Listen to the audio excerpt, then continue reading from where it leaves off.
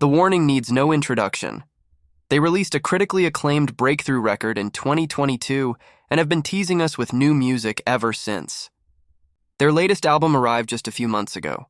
They've performed on Jimmy Kimmel Live, rocked the MTV Music Video Awards, and continue to dominate stages wherever they go. But let's take a moment to look back at previously on The Warning. The Warning consists of three incredibly talented young Mexican sisters, the Villarreal triplets.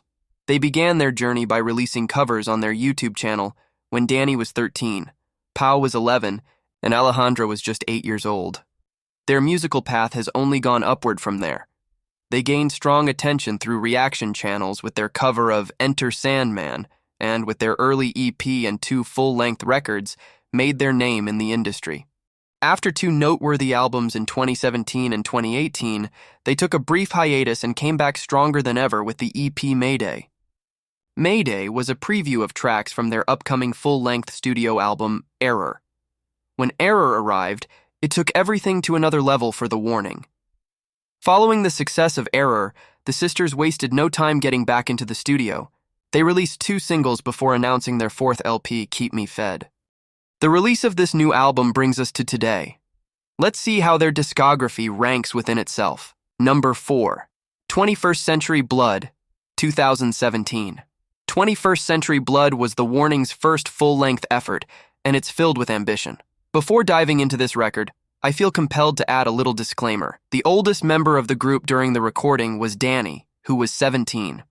21st Century Blood was a huge accomplishment, a dream come true for these 3 young sisters. It's acceptable that their first effort in the big leagues might be their weakest. Even though I rank this record last, it showcases incredible ambition and solid musicianship from the Villarreal sisters. Danny's vocals are raw and emotional, Pau's drumming is surprisingly powerful considering her age, and Ale is a powerhouse, carrying a heavy bass guitar at just 14. 21st Century Blood has strong hooks, even if it doesn't work as a cohesive album considering it is largely a display of the sisters' lifetime influences. Some of the tracks are quite powerful. The title track, Survive, and the clear highlight of the record, Shattered Heart, are proof that these girls know what they're doing and are ready to tear up the scene with their raw energy. Number 3, Queen of the Murder Scene, 2018. Queen of the Murder Scene was a clear step up for The Warning. The production, songwriting, both instrumental and lyrical, and general performances all improved in the 1-year gap between the debut and sophomore records. The fact that this is a concept album blows my mind. These girls were just stepping into the big scene and they already crafted a concept album? That alone is just astounding. The concept of Queen of the Murder Scene revolves around a disturbed young woman with an obsession and desire for murder and madness. The songs alternate perspectives between the young woman's good side and her inner psychopath. While 21st Century Blood was a compilation of the young sisters' influences and their desire to create a powerful full-length album, Queen of the Murder Scene was a complete effort, thought through from start to finish. The riffage has intensified, and the aggressive nature of The Warning has started to show itself. Tracks like Oog, Queen of the Murder Scene, and one of their best songs so far, Dull Knives, showcase their ability to create compelling and aggressive pieces of music. The lyricism and overall performances matched the album's ambition, and The Warning created a powerful statement like, "Yes, we're ready." Number 2, Error, 2022. Here it is, the strong line that divides The Warning's discography in 2. The trio's first 2 records were their baby steps into the music business. They gained a solid and loyal fan base, recognition from their influences, and worldwide popularity. They first released an EP called Mayday during COVID-19, setting the stage for their next release. Mayday was a magnificent collection of energetic songs, full of life and brilliant hooks. Even though we're ranking full-length albums, I might say that in terms of songwriting, catchy hooks, and instrumental and vocal performances, Mayday might be their best release. They added some salt and pepper to the near-perfect EP and created a beast of an album called Error. This once divided, now complete record gained significant success and guaranteed The Warning's place in rock venues.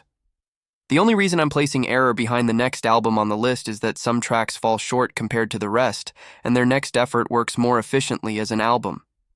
Since we're discussing full-length albums, that's an important point to consider. Otherwise, Error features some of the Warning's strongest material, like Disciple, Choke, Evolve, and the title track Error. If you want to witness the Warning at their best, this is the album to start with. And the number 1, Keep Me Fed, 2024. The most recent installment in the Warning's well-structured discography is Keep Me Fed. As mentioned above and in the review for Keep Me Fed, the latest 2 records by The Warning feel quite similar.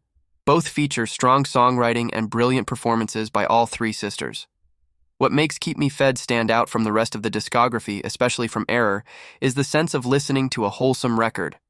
While the rawness of Error stands out beautifully, Keep Me Fed is The Warning's best output in terms of production clarity and overall maturity. While the aggressiveness is top-notch in Keep Me Fed, the album's sentimental side is undeniable.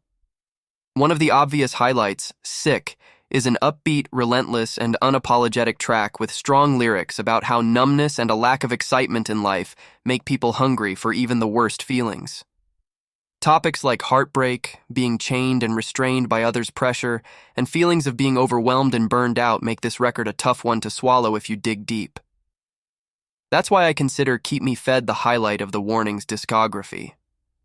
Even though Error has some of The Warning's strongest material in terms of individual songs, Keep Me Fed is a solid, well-structured, and mature album. It feels like the best is yet to come from these Mexican sisters. This is our list for The Warning. What do you think about their discography? Drop your own thoughts in the comments down below. See you in the next video.